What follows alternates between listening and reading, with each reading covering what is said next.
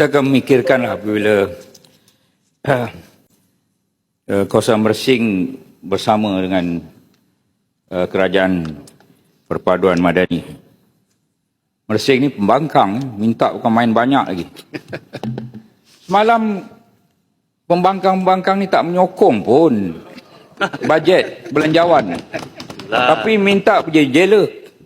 Macam malas saya nak menjawab. Saya nak jawab persoalan yang telah dibangkitkan oleh Mersing, iaitu dia menyebut bahawa semalam tolak bajet, hari ini minta macam-macam. Inilah seorang pemimpin kepala otak yang tidak menggunakan otak yang betul. Kita kena ingat bahawa apa pun berlaku, sekali keputusan dia buat, keputusanlah keputusan untuk semua rakyat. Perdana Menteri bukan untuk kamu saja, untuk rakyat Malaysia. Kamu timbalan menteri bukan untuk geng kamu saja, timbalan menteri rakyat Malaysia. Tak bolehkah guna otak sikit bila menjawab?